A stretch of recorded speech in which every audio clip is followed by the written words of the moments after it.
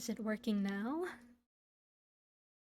My goodness, almost 30 minutes of technical difficulties? That's outrageous, even for my records.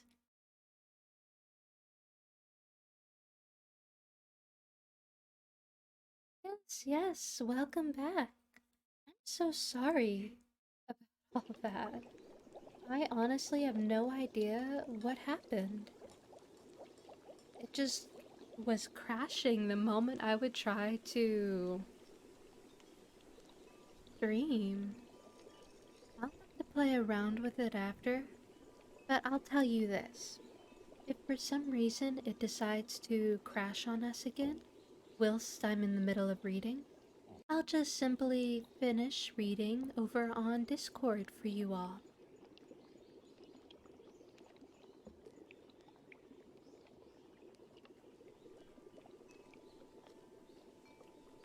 Now, unless any other gremlins would like to play their part in technology disruption, I believe we shall start our reading session.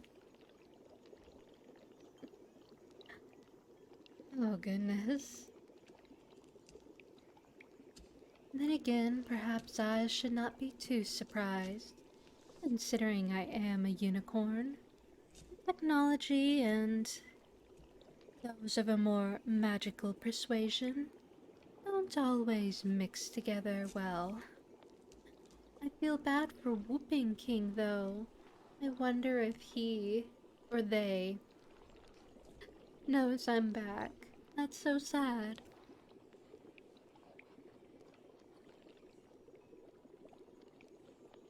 But now, we shall start our new section of the book reading. This part is specifically about the ghosts of Irish myth and mythology.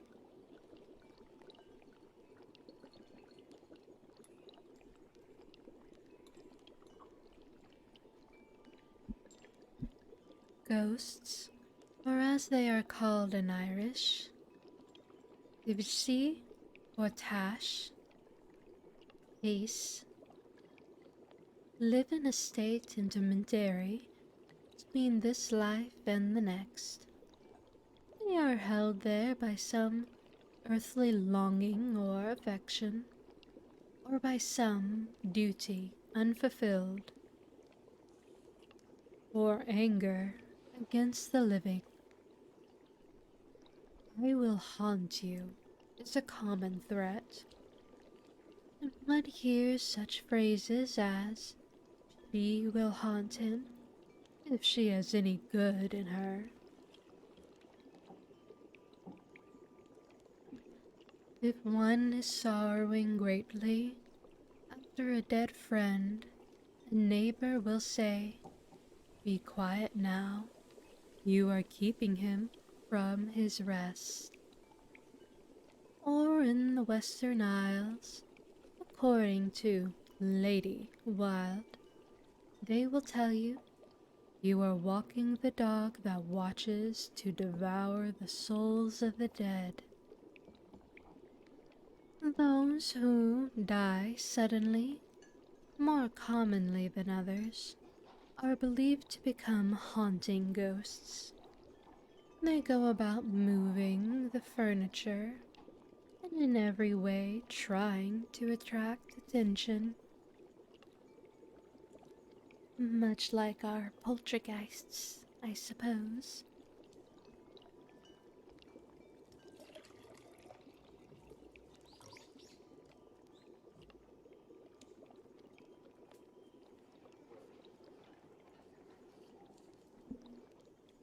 When the soul has left the body, it is drawn away sometimes by the fairies.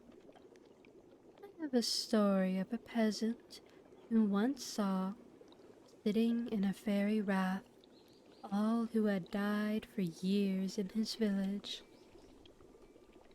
Such souls are considered lost. If a soul eludes the fairies, it may be snapped up by the evil spirits. The weak souls of young children are in especial danger.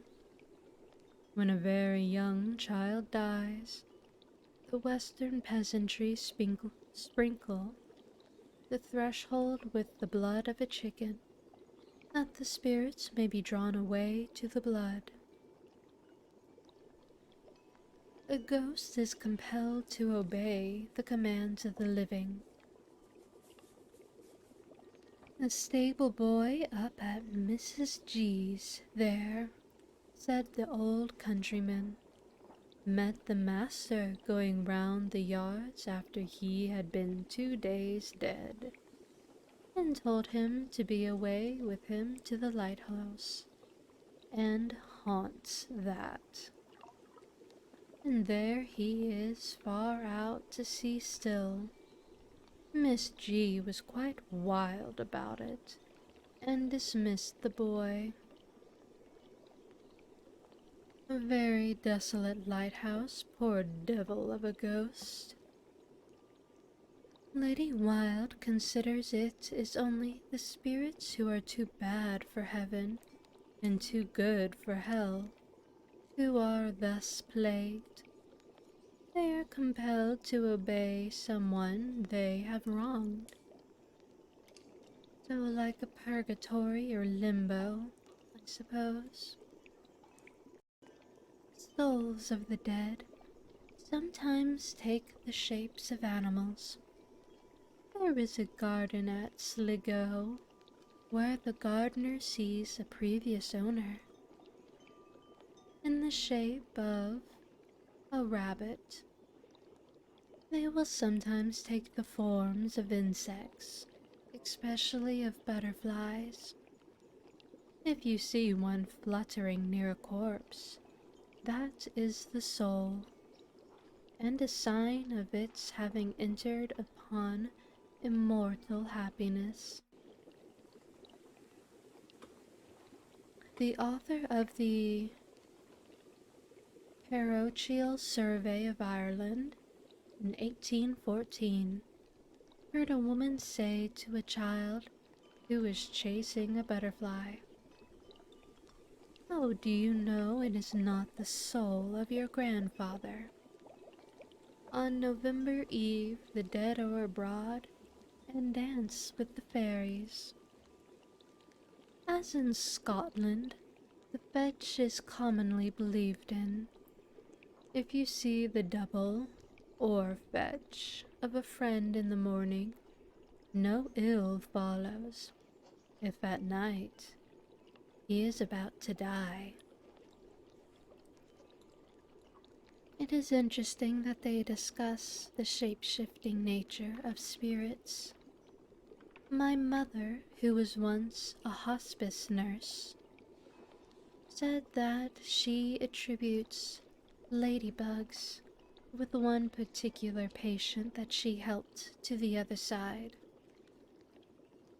And she considers seeing skunks, of all creatures, to be paralleling or symbolic of her grandmother, my great-grandmother.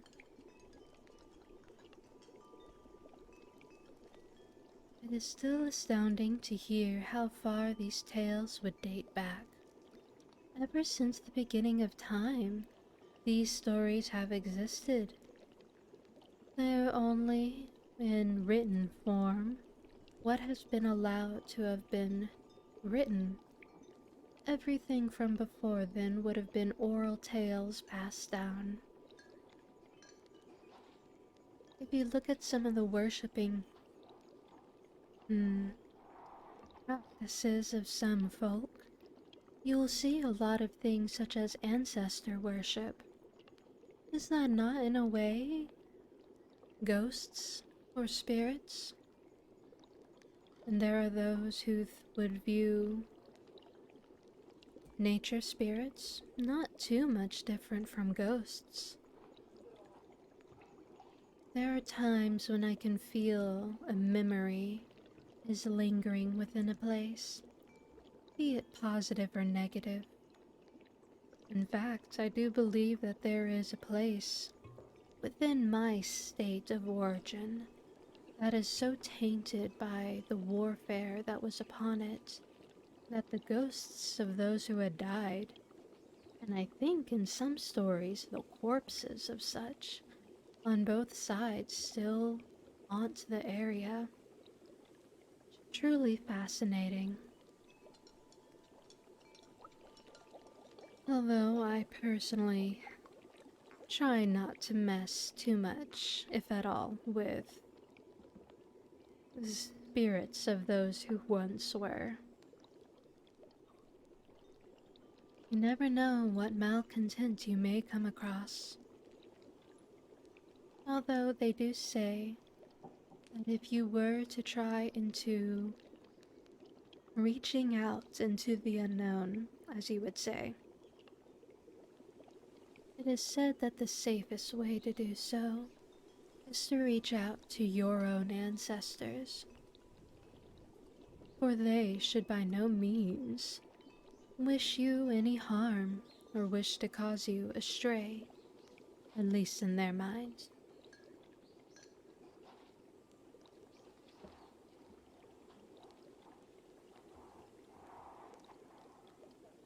But our first particular story is called A Dream, and it is attributed to a William Allingham.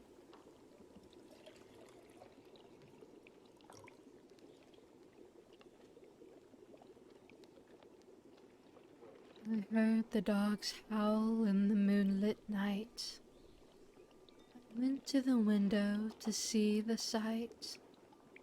All the dead that ever I knew, going one by one and two by two. On they passed, and on they passed, townsfellows all, from first to last, born in the moonlight of the lane, quenched in the heavy shadow again. Schoolmates marching as when we played at soldiers once, but now more staid. Those were the strangest sight to me, who were drowned, I knew, in the awful sea.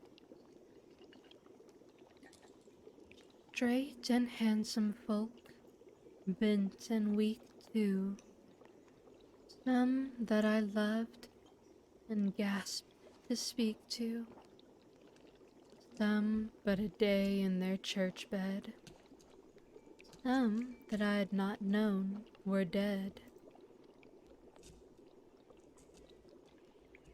Long, long crowd, where each seemed lonely, yet of them all there was one only, raised a head and looked my way. She lingered a moment, she might not stay. Oh, how long since I saw that fair pale face. Ah, mother dear, might I only place my head upon thy breast, a moment to rest, while thy hand on my tearful cheek were pressed. On and on a moving bridge they made, across the moonstream, from shade to shade, young and old, women and men, many long forgot, but remembered then. At first there came a bitter laughter, a sound of tears the moment after, and then a music so lofty and gay that every morning, day by day, I strive to recall it, if I may.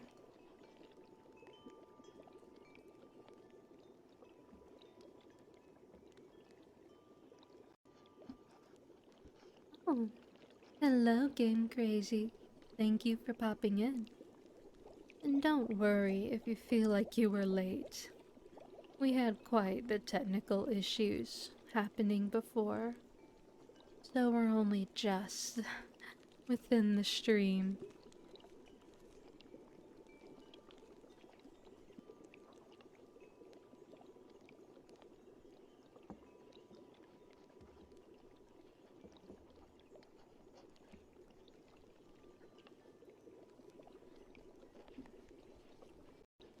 The next story is called Grace Connor, attributed to a new name, I do believe, a Hitia McClintock.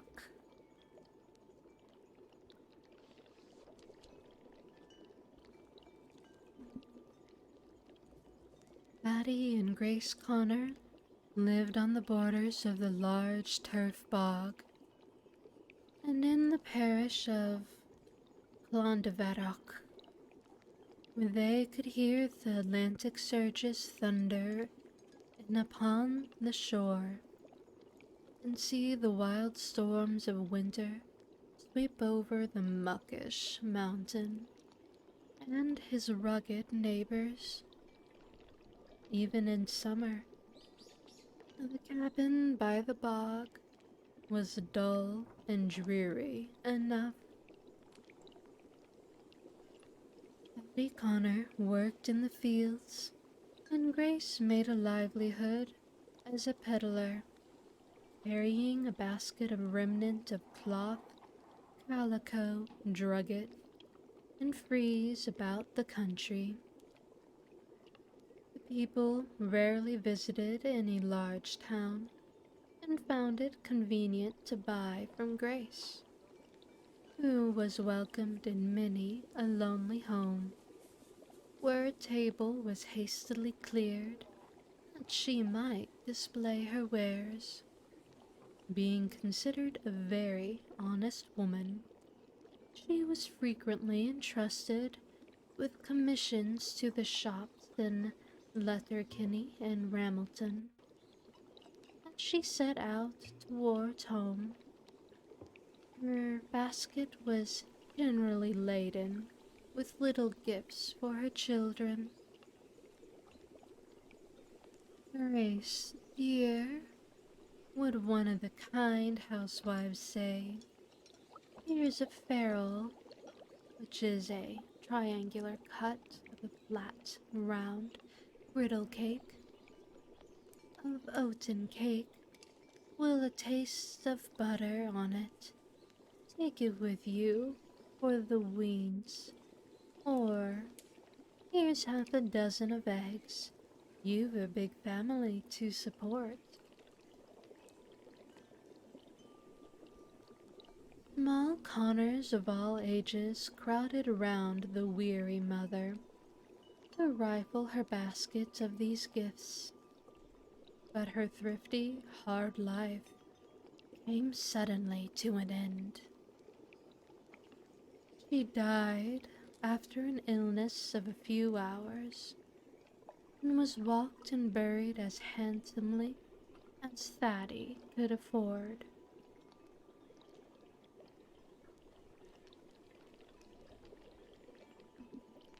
Thaddy was in bed the night after the funeral, and the fire still burned brightly, when he saw his departed wife cross the room and bend over the cradle. Terrified, he muttered rapid prayers, covered his face with his blanket, and on looking up again, the appearance was gone.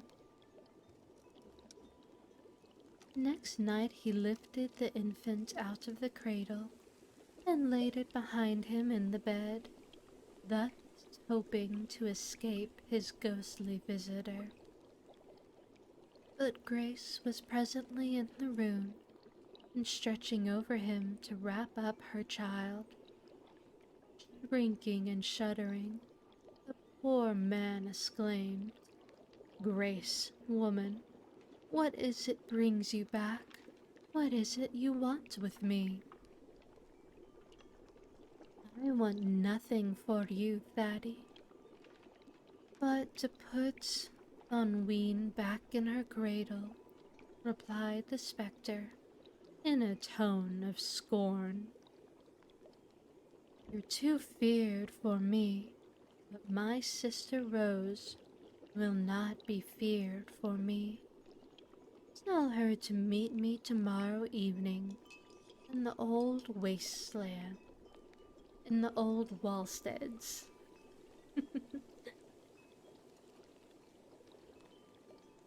Rose lived with her mother about a mile off, but she obeyed her sister's summons without the least fear, and kept the strange tryst in due time. Rose, dear, said she, as she appeared before her sister in the old wallsteads. My mind's uneasy about them 'twell red shoals that's in the basket.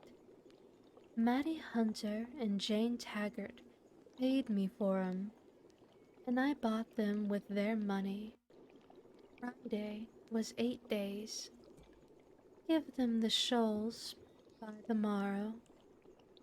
And old Mosey McCorkle gave me the price of the wily coat. It is under the over things in the basket. And now farewell, I can get to my rest. Oh, what a sweet woman. Grace, Grace. Wait a wee minute, cried the faithful sister, as the dear voice grew fainter, and the dear face began to fade. Grace, darling, Daddy? The children, one word more, but neither cries nor tears could further detain the spirit hastening to its rest. What an honest woman, making sure that those who relied on her at least got what they were due before that. And what a cowardly husband.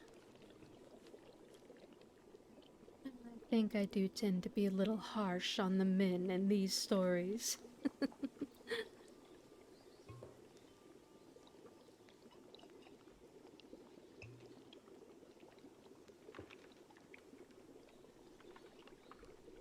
I did say the men in these stories.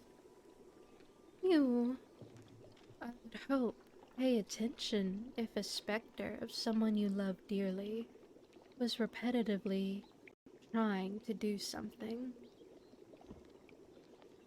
Although I suppose I can understand there is a fear to any interaction with a spirit. I remember my first time interacting with one. Quite a interesting experience as a child. But I suppose I should consider myself lucky that it was only the spirit of an animal that I had known and loved.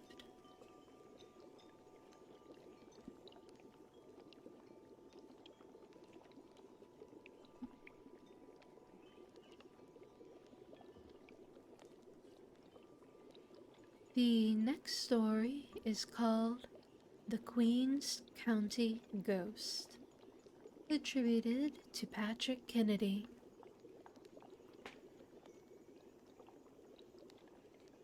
Squire Garrett, let us say, whose seat lay near Kilcavan, was not a pattern of faith or morals, while above mold, and afterwards caused considerable annoyance to his surviving friends and dependents.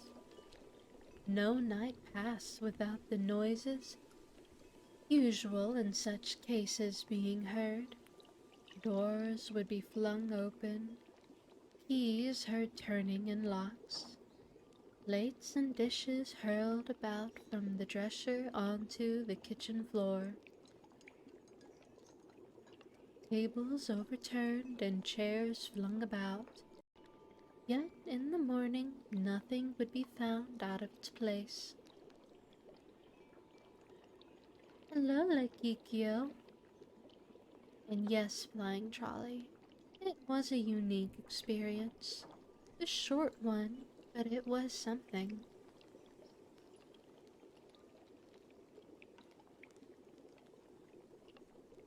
The family at last removed to another manor house at some distance, but the steward and the old coachman and a few hangers-ons remained behind. None suffered more from the ghostly and ghastly freaks of the late master than the coachman. When once the night came, he could not reckon a moment's rest. He attempted to take a nap in the great chair. His wig would be plucked off, or the chair pulled from under him. He would occasionally find himself pinched and bruised black and blue. At last he seems utterly callous and indifferent to the marks of interest in him evidenced by the old squire. Perhaps he was more obnoxious to this persecution, or having aided the defunct in his designs upon the innocence of sundry young women during his reign on earth. There was one peculiarity in his visitations. He never made himself visible to more than one person in a company, and though he adopted the appearance of a black dog or boar or a bull on these occasions, the individual singled out always knew the old squire under his disguises.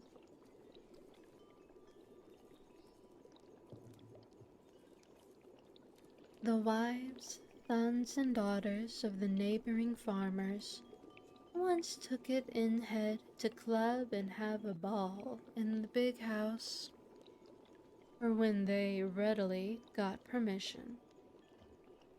All was as merry as music and drink, and an assemblage of young boys and girls could make it, when in the height of the festivity, the old gentleman took it into his head to become visible in a hideous shape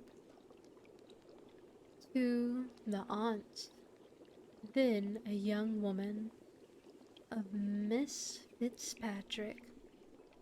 She shrieked out and fainted, and the universal mirth and jollity came to an abrupt conclusion. When she was brought to herself and related what had occurred, there was a general dispersion, and that was the last attempt at a ball in the big house. For some reason, the ball in the haunted house reminded me of the live-action Casper movie in the end where they had the Halloween party in the house.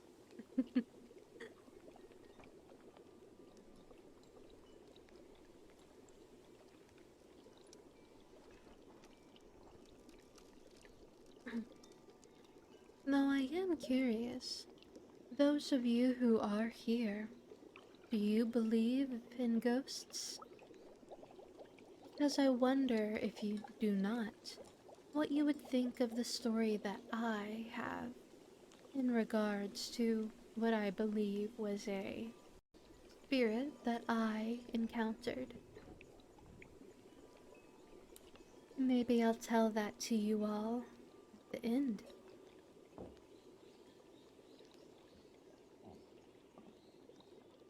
Since these stories are rather short,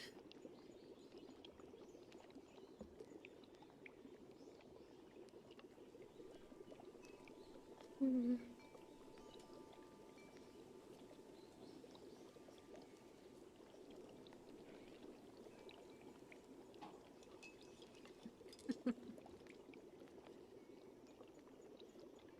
Flying Trolley says, I lean towards believing in them.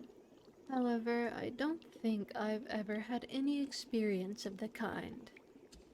They then add, my family, however. I can understand that, most definitely. The second part, to say the least. There's all sorts of things I can tell you about, not only what I've experienced myself, not even just strictly related to ghosts, so what my family has experienced. At least in regards to the women in my family.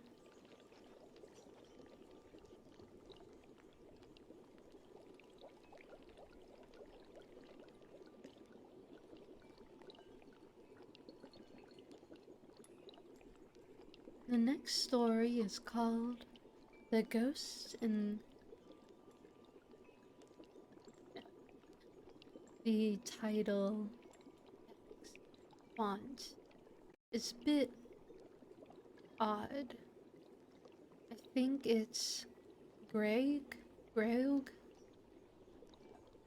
Ghost in Greg, attributed to Patrick Kennedy, a lady in the neighborhood of that old town, much celebrated for her charities, died, and great sorrow was felt for her loss.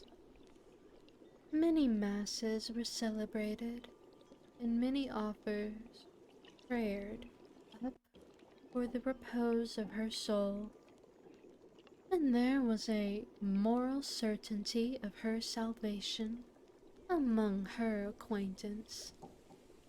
One evening, after the family had retired to rest, a servant girl in the house, a great favorite with the late mistress, was sitting beside the fire, enjoying the dreamy comfort of a hard-worked person after the day's fatigues.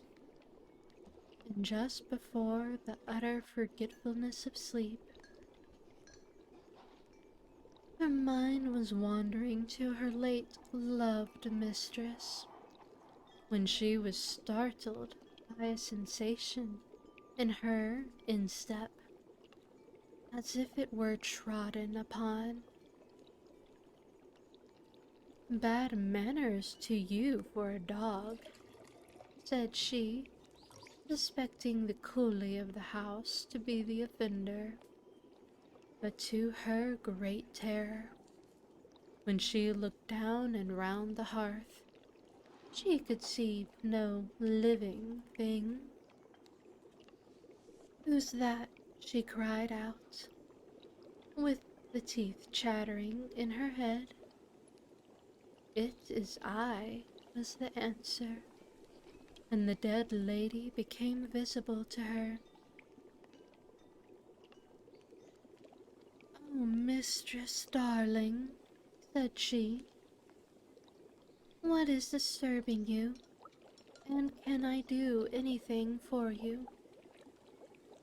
You can do a little, said the spirit, and that is the reason I have appeared to you.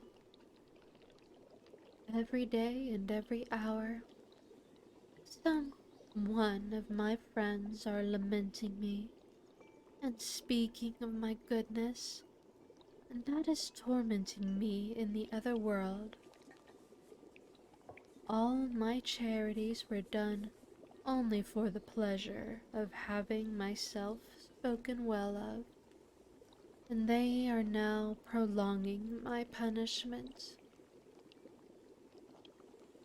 The only real good I ever did was to give, once half a crown to a poor scholar that was studying to be a priest, and charging him to say nothing about it.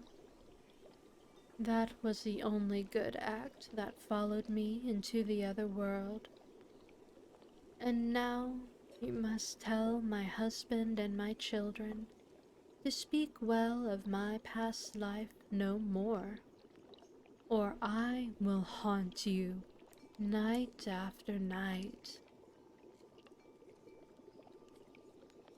The appearance, the next moment, was no longer there, and the poor girl fainted the moment it vanished.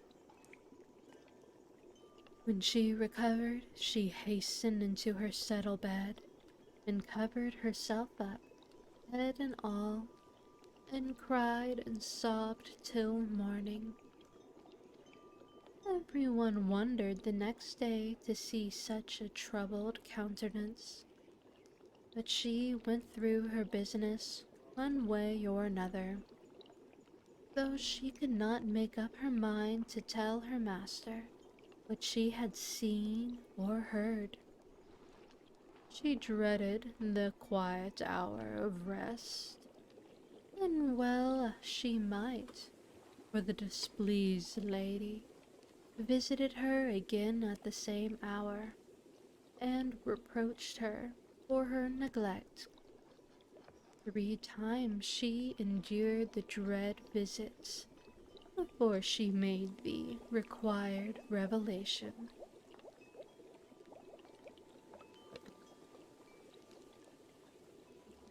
Interesting story. I didn't expect to see a story reprimanding non-charitable charity, or perhaps more charity for the sake of appearances.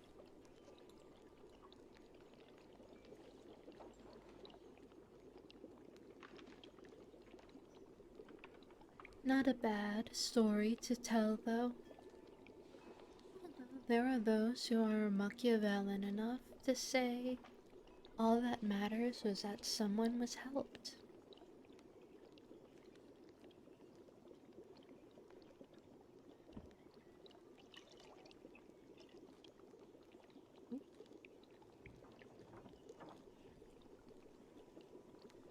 Goodness. These stories are coming very short but very quickly. This is actually the last story I had prepared for y'all today.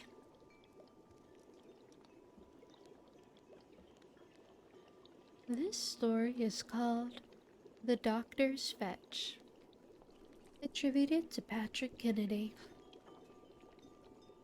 In one of our Irish cities, and in a room where a mild moonbeams of the summer night were resting on the carpet, and on the table near the window, Mrs. B, wife to a doctor in good practice and general esteem, looking towards this window from her pillow, was startled by the appearance of her husband, standing near the table just mentioned, and seeming to look with attention on a book that was lying open on it. Now, the living and breathing man was lying by her side, apparently asleep, and greatly she was surprised and affected. She had sufficient command of herself to remain without movement, lest she expose him to the terror which she herself at the moment experienced. After gazing at the apparition for a few seconds, she bent her head and looked at her husband to ascertain if his looks were turned in the direction of the window, but his eyes were closed. She turned round again though dreading the sight of what she now felt certain to be her husband's fetch. But it was no longer there. She lay sleepless throughout the remainder of the night, but still bravely refrained from disturbing her partner. The next morning, Miss B, seeing sign, Mr. B, pardon me, seeing signs of disquiet in his wife's countenance while at breakfast, made some affectionate inquiries, but she had concealed her trouble, and at his ordinary hour he sailed forth to make his calls, meeting Dr. C in the street and falling into conversation with him. He asked his opinion on the subject of fetches.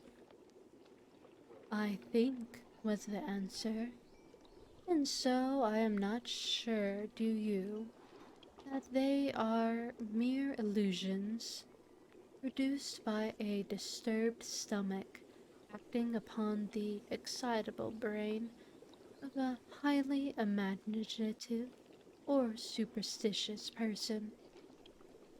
Then said Dr. B,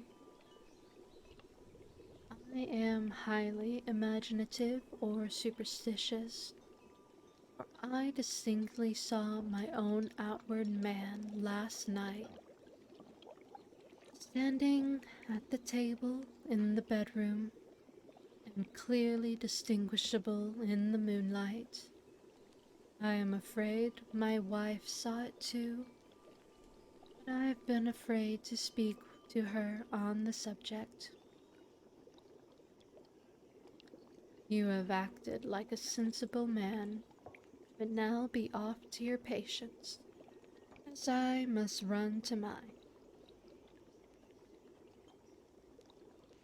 About the same hour on the ensuing night, the poor lady was again roused, but by a more painful circumstance. She felt her husband moving convulsively, and immediately after he cried to her in low and interrupted accents, "Ellen, dear, I am suffocating. Send for Dr. C." He sprang up, huddled on some clothes, and, without waiting for the slow movements of the servant, she ran to his house. He came with all speed, but his efforts for his friend were useless. He had burst a large blood vessel in the lungs, and was soon beyond human aid.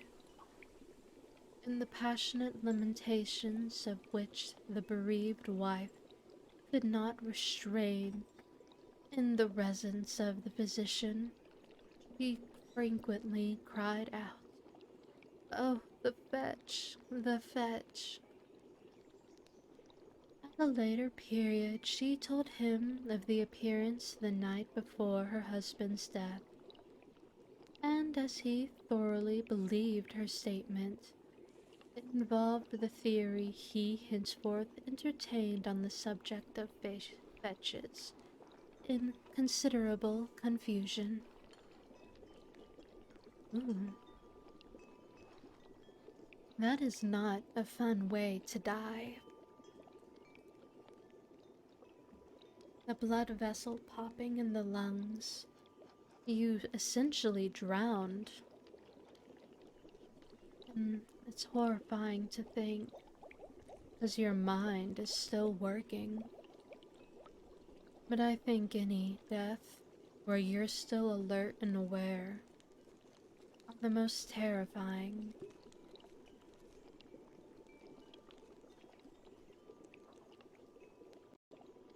My goodness, these stories were rather short and quickly spoken. So I think I will tell you the story of my experience with a ghost, or at least what I believe to be was. So, when I was a child, my parents divorced, and my father was actually living with his mother at the time. And so I, along with my siblings, were at his place for a bit. My grandmother on my father's side had an old Sheltie, or essentially a miniature sheepdog, named Ruby. She was a very sweet dog that I knew for a very long time. She was a tricolor of black with an underbelly of white and a few spots of brown, if I remember correctly. Unfortunately, as with so many of our beloved animals, her life is a lot shorter than ours, and thus she eventually died of old age.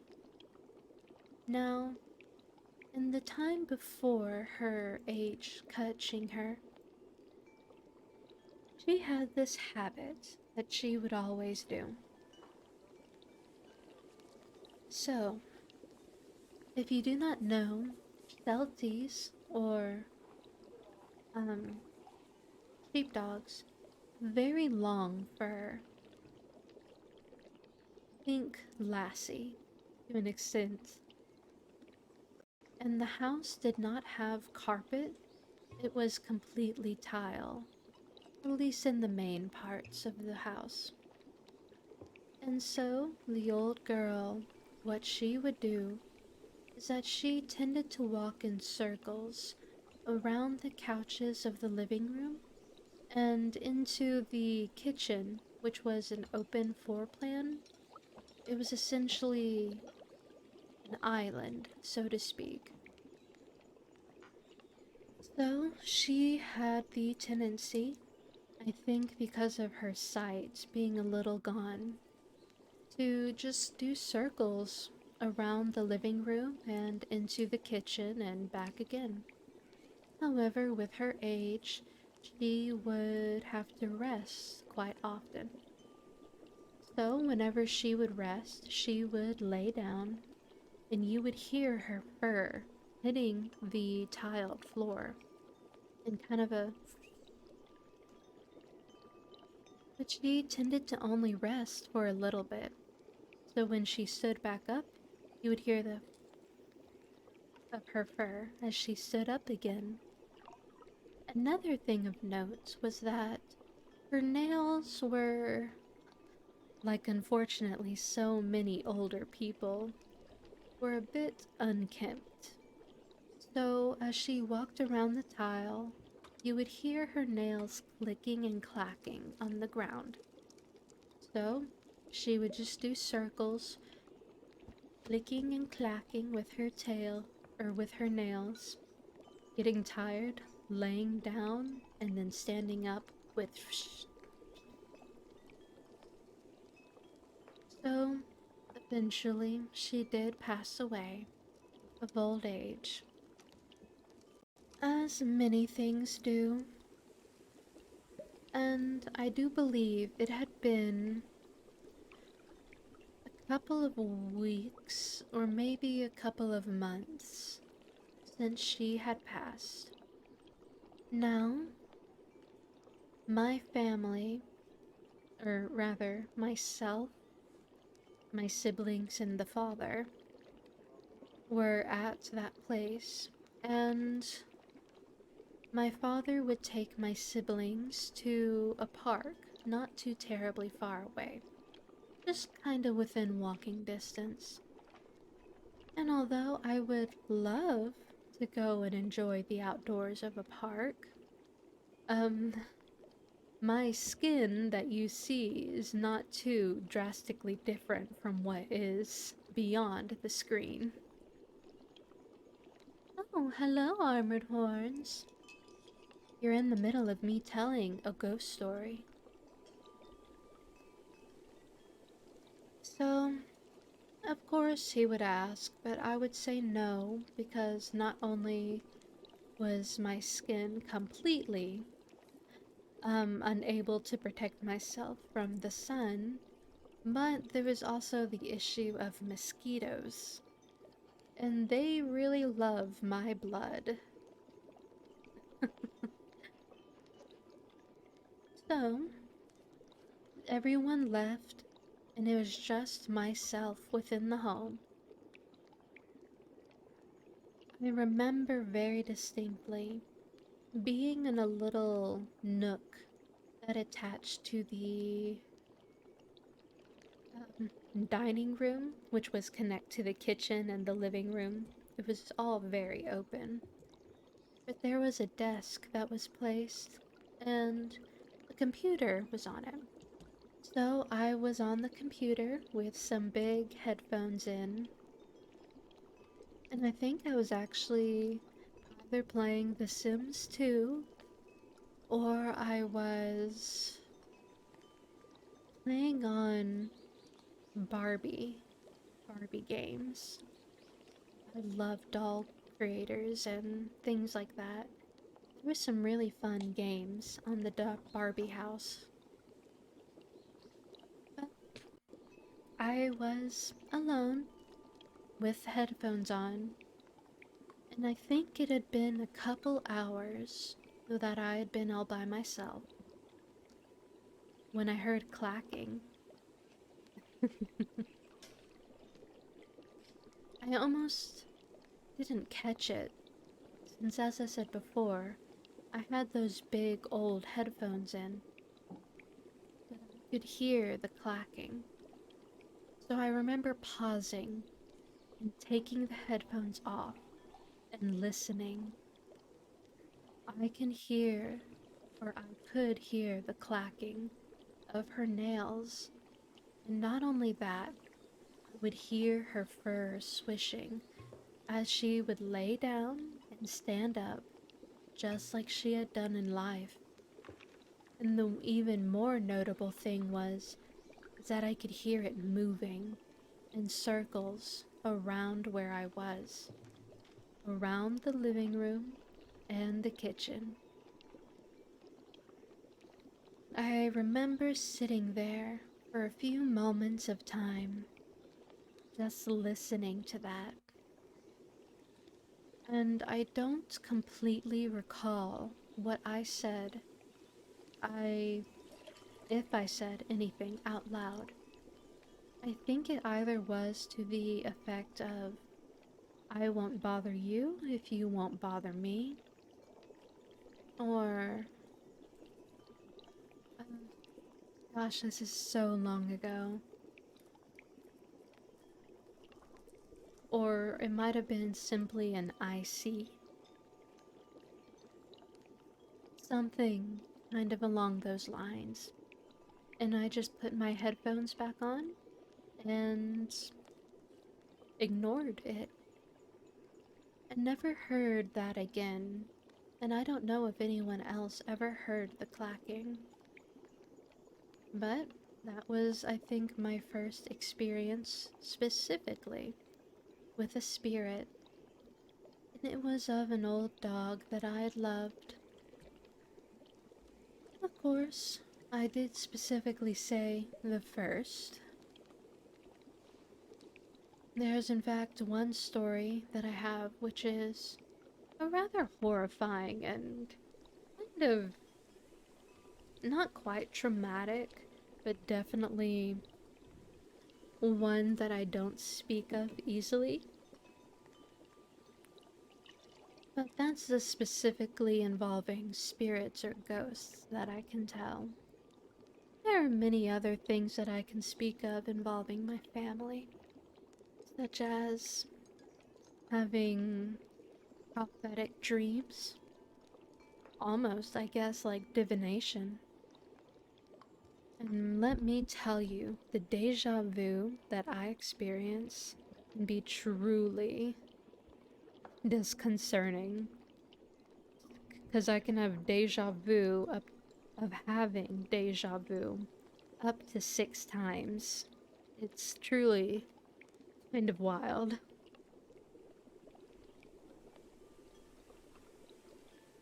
Yes, flying trolley. I do think that is a good one, that it was such a casual experience and of a, positive and gentle thing. Mm. But if I get into the talking of dreams and whatnot, I would be going on for far too long. I'm a unicorn, and I say this for many reasons, but it all started with a very peculiar dream. Maybe one day, if you ask, I will tell you as to why I am a unicorn and why I am considered as such by family.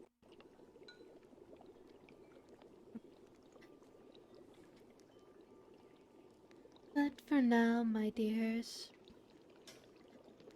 with my adding on a story of my own, I do believe we have finally kind of met our point of cutting it off for the hour. Hmm.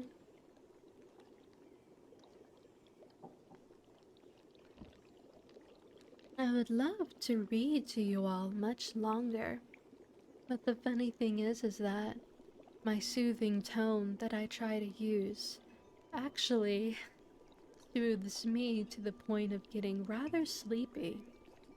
So I get really sleepy as I continue reading to you all.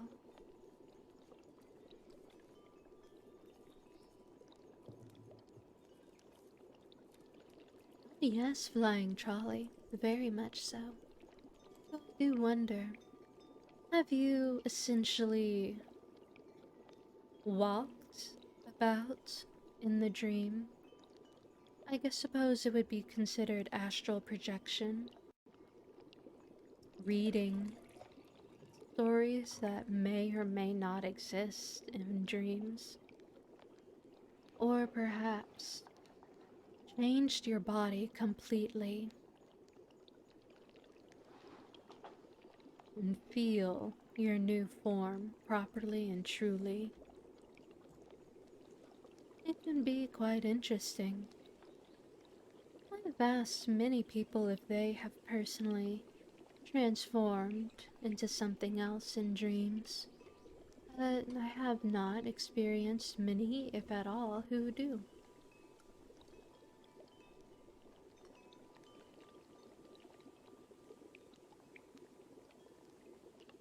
Yes, lucid dreams can be quite nice.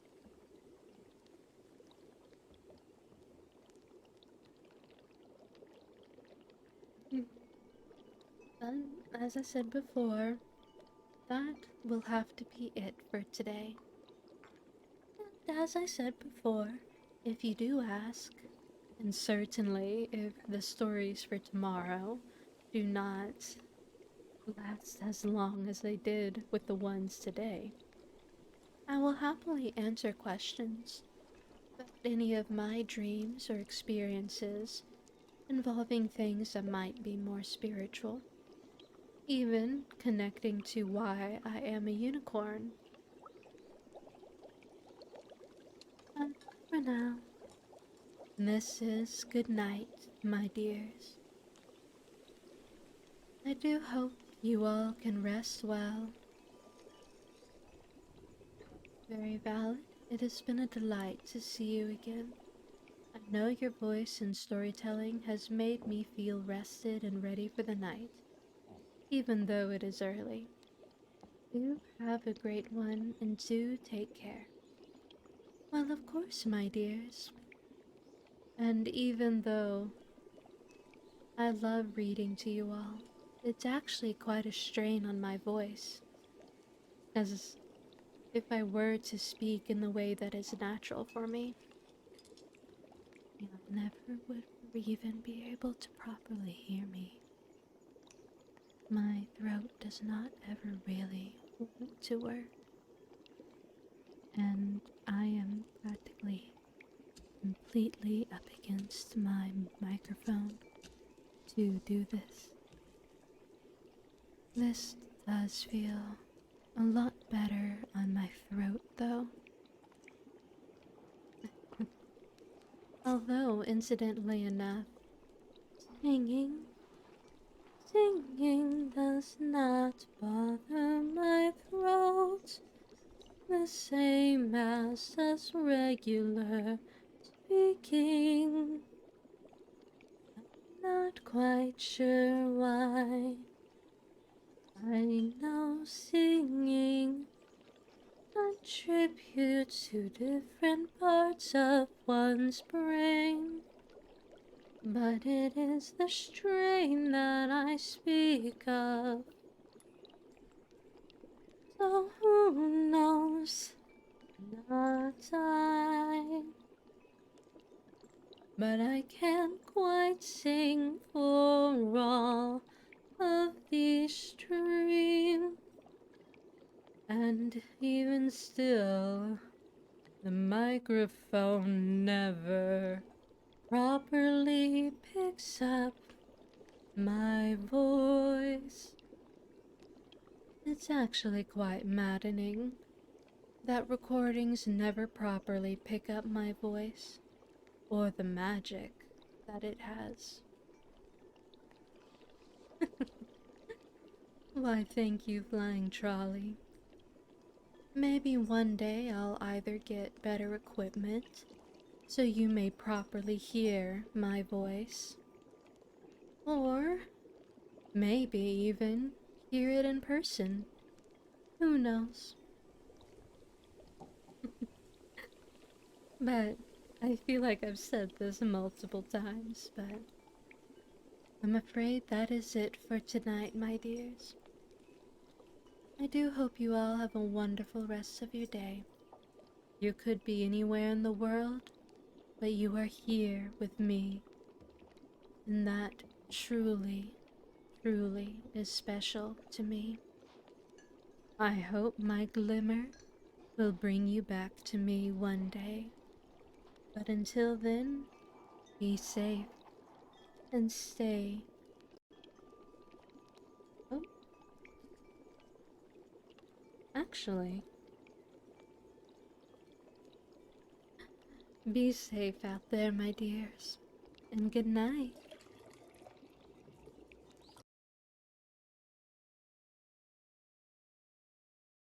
Thank you so much for watching till the end of the video. If you enjoyed what you saw here today, please feel free to like, subscribe, hit that notification bell, and if you wish, leave a comment down below.